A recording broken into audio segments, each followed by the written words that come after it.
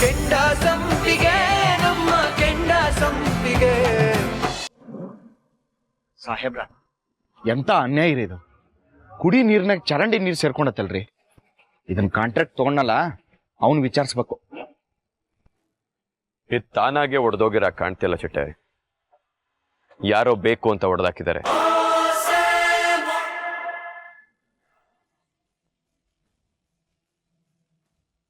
ಇದು ತಾನಾಗೆ ಒಡೆದಿರೋದಲ್ಲ, ಬೇಕು ಅಂತಲೇ ಒಡೆದು ಹಾಕಿರೋದು.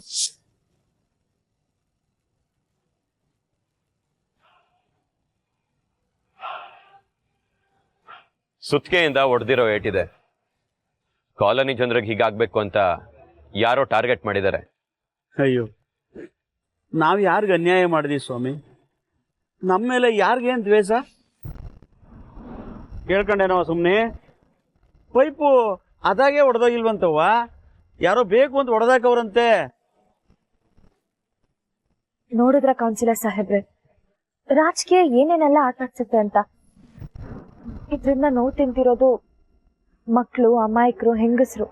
ಸುಮನಾ ಅವರೇ, ಇದು ರಾಜಕೀಯ ಕಾರಣಕ್ಕಾಗಿರೋದು ಅಥವಾ ಮತ್ತೊಂದು ಅಂತ ಪೊಲೀಸ್ ತನಿಖೆಯಲ್ಲಿ ಗೊತ್ತಾಗುತ್ತೆ. ತಪ್ಪು ಮಾಡಿದವನ್ಗೆ ಶಿಕ್ಷೆ ಆಗೇ ಆಗುತ್ತೆ. ಪೈಪ್ ಲೈನ್ ಸರಿ ಮಾಡ್ತಾರೆ, ಹೊಸ ನೀರು ಕಾಲನಿಗೆ ಬರುತ್ತೆ. ಇನ್ ತೊಂದರೆ ಇಲ್ಲ, ನಿಮ್ ಸಮಸ್ಯೆ ಸರಿ ಹೋಯ್ತು. ಇದೇನೋ ಸರಿ ಹೋಯ್ತು ಸಾಹೇಬ್ರೆ, ಆದ್ರೆ ಆಸ್ಪತ್ರೆಯಲ್ಲಿ ಹಾಸಿಗೆ ಸಿಗದೆ, ಮಂಚ ಸಿಗದೆ ಎಲ್ರೂ ಕೆಳಗ್ ಬಿದ್ದು ಒದ್ದಾಡ್ತಾ ಇದ್ದಾರೆ.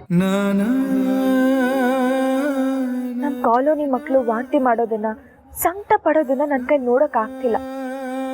ಯಾರ್ ಜೀವ ಹೋಗುತ್ತೋ ಏನೋ ಅಂತ ಭಯ ಆಗ್ತಾ ಇದೆ. ಭಯ ಪಡ್ಬೇಡಿ ಸುಮನಾ ಅವರೇ, ನಾ ಡಾಕ್ಟರ್ಸ್ ಹತ್ರ ಆಲ್ರೆಡಿ ಮಾತಾಡಿದ್ದೀನಿ. ಜೀವಕ್ಕೆ ಅಪಾಯ ಆಗಂತ ಯಾವುದೇ ತೊಂದರೆ ಇಲ್ಲ ಅಂತ ಹೇಳಿದ್ದಾರೆ.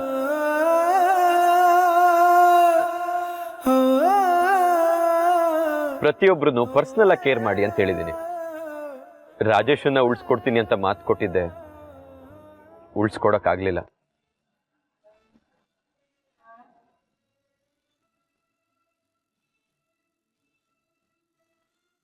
ಆದ್ರೆ ಈಗ ಮಾತು ಕೊಡ್ತೀನಿ, ಯಾವ ಕಾರಣಕ್ಕೂ ಕಾಲನಿಲಿ ಒಬ್ಬ ವ್ಯಕ್ತಿನೂ ಸಾಯಲ್ಲ.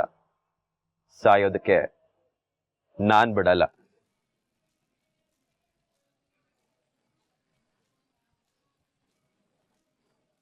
ಸಾಹೇಬ್ರೆ, ನಾವು ನಿಮ್ಮ ಮನಸ್ಸಿಗೆ ಎಷ್ಟು ನೋವುಂಟು ಮಾಡಿದ್ರು ನೀವು ಅದು ಯಾವುದನ್ನು ಮನಸ್ಸಲ್ಲಿ ಇಟ್ಕೊಳ್ಳದೆ ನಮಗೆ, ನಮ್ಮ ಕಾಲೋನಿಗೆ ಅಷ್ಟೊಂದು ಸಹಾಯ ಮಾಡಿದ್ದೀರಿ ಸ್ವಾಮಿ.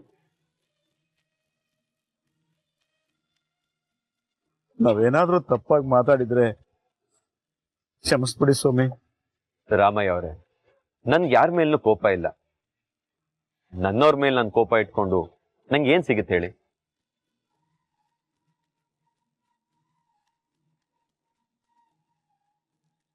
ನೀವ್ ನನ್ ಜೊತೆ ಇರಿ ಇಲ್ದೇ ಇರಿ, ನಾನ್ ನಿಮ್ ಕಷ್ಟಕ್ಕೆ ಯಾವಾಗ್ಲೂ ಇದ್ದೇ ಇರ್ತೀನಿ.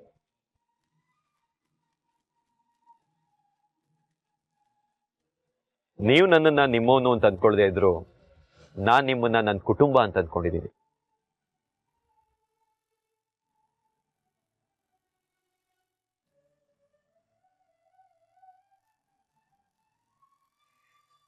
ಬರ್ತೀನಿ.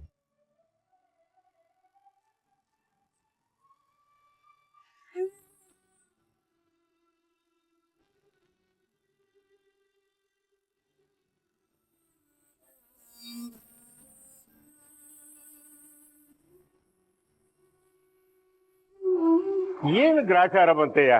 ಊರಿನ ಸಮಸ್ಯೆ ಎಲ್ಲ ನನ್ನ ಸಮಸ್ಯೆ ಅಂತ ತಿಳ್ಕೊಂಡ್ಬಿಡ್ತಾನೆ ನನ್ನ ಕೊಲ್ಪುತ್ರ. ಅವತ್ ನೋಡಿದ್ರೆ ರಾಜಕೀಯದವ್ರ ಗಲಾಟಿ, ಇವತ್ತು ಅವ್ರ ಕಾಲೋನಿಯವ್ರ ಗಲಾಟಿ. ಯಾರಿಗೆ ಸಮಾಧಾನ ಹೇಳೋದು, ಯಾರಿಗೆ ಬುದ್ಧವಾದ ಹೇಳೋದು, ಒಂದು ಅರ್ಥ ಆಗಲ್ಲ. ಮತ್ ಮದುವೆ ವಿಚಾರ ಹೇಗೋ?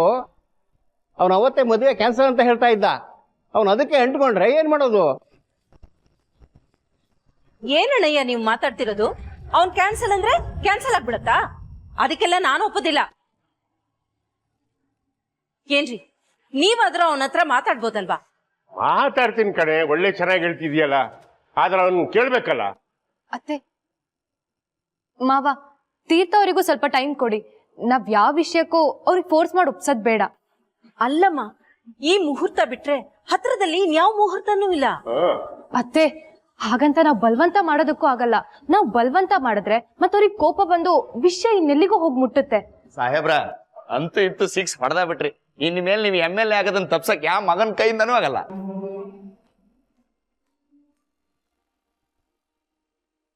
ನಿಮ್ ಮುಖದಲ್ಲಿ ಸಂತೋಷ ಕಾಣ್ತಿದೆ ಅಂದ್ರೆ ಏನೋ ಒಳ್ಳೇದೇ ನಡೆದಿರುತ್ತೆ. ತೀರ್ಥ, ಏನಾಯ್ತು? ಯಾಕೆ ಖುಷಿಯಾಗಿದ್ದೀರಾ? ಖುಷಿ ಆಗಕ್ಕ ಬೇಕಲ್ರಿ.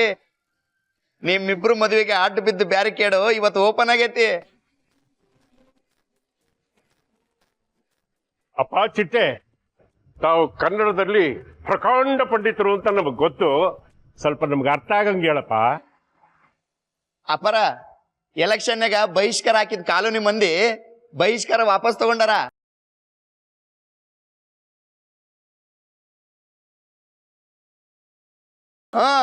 ನಮ್ಮ ಸಾಹೇಬ್ರು ಓಟ್ ಹಾಕಿ ಗೆಲ್ಲಿಸ್ತೀವಿ ಅಂತ ಹೇಳಾರ. ಅದಕ್ಕೆ ಸಾಹೇಬ್ರು ಫುಲ್ ಖುಷಿ ಆಗ್ಬಿಟ್ಟಾರ ಇವತ್ತು. ನಿಜವಾಗ್ಲು? ಹೌದು ನಿತ್ಯ, ಕಾಲನಿ ಜನ ಒಪ್ಕೊಂಡ್ರು. ಒಪ್ಪೋದಷ್ಟೇ ಅಲ್ರಿ, ಸಾಹೇಬ್ರನ್ನ MLA ಮಾಡ್ತೀವಿ ಅಂತ ಆಣಿ ಮಾಡ್ಯಾರ. Oh my god, I am so happy.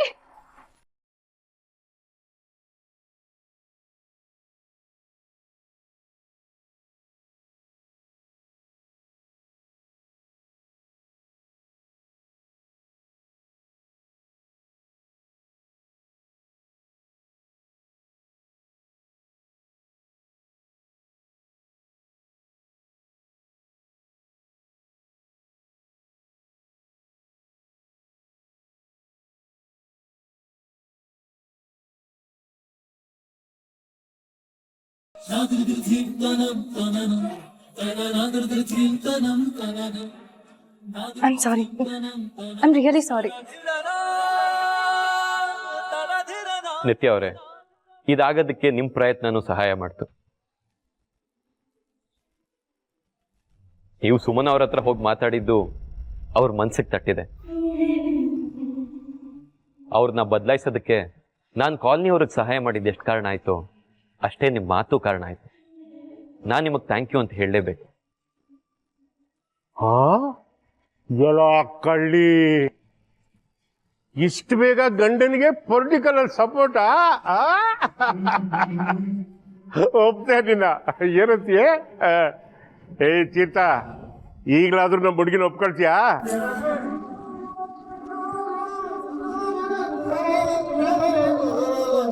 ಯಾಕೋ ಸುಮ್ಮನೆ ಇದೆಯಾ? ಮಾತಾಡೋ, ಒಪ್ಗೆ ತಾನೆ? ಅಪರ ಸಾಹೇಬ್ರು ನಕ್ರು ಅಂದ್ರೆ ಮುಗೀತು, ಒಪ್ಪಿಗೆ ಕೊಟ್ಟಂಗ. ಯಾಕೆ ತಡ ಮಾಡೋದು? ಲಗ್ನ ಕಾರ್ಯ ಶುರು ಮಾಡ್ಬಿಡ್ರಿ. ವಾಲ್ಗ ಬೂದಿಸ್ತಾ ಇರೋದೆ ಏನಂತೀಯ?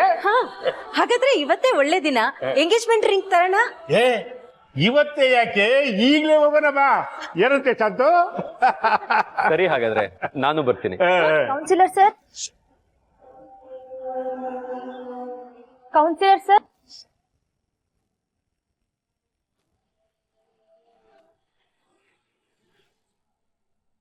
ಅಯ್ಯೋ, ಇವಳು ಯಾಕೆ ಮತ್ತೆ ಗುಂಪು ಕಟ್ಕೊಂಡ್ ಬರ್ತಾ ಇದ್ದಾಳೆ? ಅಯ್ಯೋ ದೇವ್ರೆ, ಎಲ್ಲ ಸರಿ ಹೋಯ್ತು ಅನ್ಕೊಳ್ಳೋ ಅಷ್ಟೊತ್ತಿಗೆ ಮತ್ತೆ ಏನ್ ಸಮಸ್ಯೆ ಬಂತು? ಇರಿ ಅಮ್ಮ, ಏನು ಅಂತ ನಾನು ನೋಡ್ತೀನಿ. ನೋಡಿರಿ, ನೋಡು.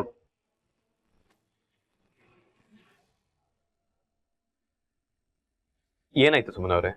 ಸರ್, ನೀವು ಹೇಳಿದ್ರಿ ಅಂತ ಆಸ್ಪತ್ರೆಯಲ್ಲಿ ನಮ್ಮ ಕಾಲೋನಿಯವ್ರಿಗೆ ಒಳ್ಳೆ ಚಿಕಿತ್ಸೆ ಕೊಡ್ತಿದ್ದಾರೆ. ಏನಾಗುತ್ತೋ ಅಂತ ಆತಂಕದಲ್ಲಿ ಇದ್ದವರೆಲ್ಲ ಈಗ ನಿರಾಳ ಆಗಿದ್ದಾರೆ. ಅದಕ್ಕೆ ಇವರೆಲ್ಲ ನಿಮಗೆ ಧನ್ಯವಾದ ಹೇಳಬೇಕು ಅಂದ್ರು, ಕರ್ಕೊಂಡು ಬಂದೆ. ನಾನು ಮನೆವರೆಗೂ ಹೋಗೋದು ಬೇಡ ಅಂತ ಹೇಳಿದೆ, ಆದರೆ ಇವರೆಲ್ಲ ನಿಮ್ಮ ಜೊತೆ ಮಾತಾಡಲೇಬೇಕು ಅಂತ ತುಂಬ ಹಠ ಮಾಡಿದ್ರು. ನಿಮ್ಮ ಮನಸ್ಸಿಗೆ ನೋವಾಗಿದ್ರೆ ದಯವಿಟ್ಟು ಕ್ಷಮಿಸ್ಬಿಡಿ ಸರ್. ಅಯ್ಯೋ ಅಮ್ಮ, ಏನ್ ಮಾಡ್ತಾ ಇದ್ದೀರಾ? ಏನೋ ಕೆಟ್ಟಗಳಿಗೆ ಆ ಥರ ಆಗೋಯ್ತು. ನೀವದನ್ನ ಮನಸ್ಸಲ್ಲಿ ಇಟ್ಕೋಬೇಡಿ, ನಾನು ಅದನ್ನ ಮನಸ್ಸಲ್ಲಿ ಇಟ್ಕೊಂಡಿಲ್ಲ. ಸರ್, ಈ ಸತಿ ನಾವೆಲ್ಲ ನಿಮಗೆ ಬರೀ ಓಟ್ ಅಷ್ಟೇ ಹಾಕಲ್ಲ, ಕ್ಷೇತ್ರದಲ್ಲಿ ನಿಮ್ಮ ಪರವಾಗಿ ಜನಜಾಗೃತಿ ಮೂಡಿಸ್ತೀವಿ.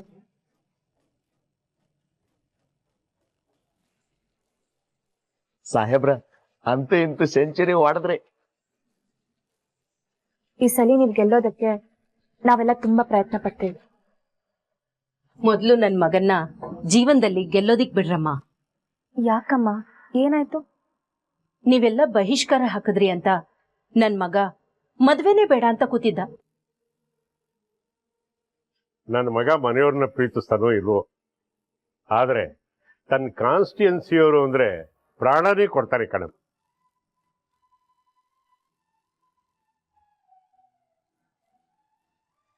ದಯವಿಟ್ಟು ಅವನಿಗೆ ಆತಂಕ ಕೊಟ್ಟು ಅನಾಹುತಗಳಾಗೋ ಹಾಗೆ ಮಾಡಬೇಡಿ ಪ್ಲೀಸ್. ಇನ್ನು 2 ದಿವಸದಲ್ಲಿ ಅವನಿಗೆ ನಿಶ್ಚಿತಾರ್ಥ. ನಾವೆಲ್ಲ ರಿಂಗ್ ತರೋದಿಕ್ ಹೋಗ್ತಾ ಇದ್ದೀವಿ. ಮತ್ತೆ ಯಾವ ಸಮಸ್ಯೆನೂ ಅವನ್ ಮುಂದೆ ತರಬೇಡಿ. ಅಯ್ಯಯ್ಯೋ ಇಲ್ಲಮ್ಮ ಕೌನ್ಸಿಲರ್ ಸರ್, ಮೊದಲು ಕುಟುಂಬ ಆಮೇಲೆ ಮಿಕ್ಕಿದ್ದು ಅಂತ ನೀವು ರಾಜೇಶನ್ ಹತ್ರ ಹೇಳ್ತಿದ್ರಿ. ನಿಮಗೂ ಕುಟುಂಬನೇ ಮೊದಲಲ್ವಾ ಸರ್? ಹೋಗಿ ಬನ್ನಿ, ಒಳ್ಳೇದಾಗ್ಲಿ. ನಾವೇನು ಬರ್ತೀವಿ.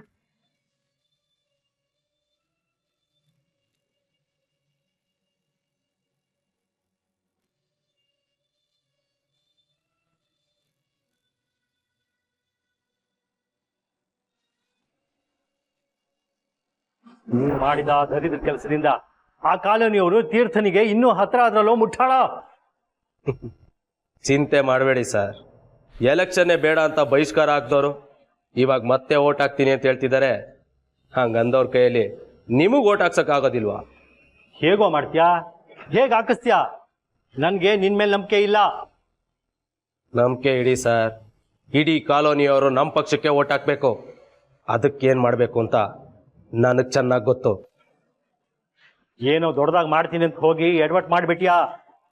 ಈ ಸಾರಿ ಏನಾದರೂ ಎಡ್ವರ್ಟ್ ಆಯ್ತು ಅಂತಂದ್ರೆ ನನ್ನ ನಿಮ್ಮ ಮನೆ ವಸ್ತು ತುಳಿಸ್ಬೇಡಿ. ನಾನು ಮಾತು ಕೊಡ್ತಾ ಇದ್ದೀನಿ ಸರ್, ಇಡೀ ಶ್ರೀದೇವಿ ಕಾಲೋನಿ ಓಟೆಲ್ಲ ನಿಮ್ಗೆ ಬೀಳುತ್ತೆ. ನನ್ನ ತಾಯಿ ಮೇಲೆ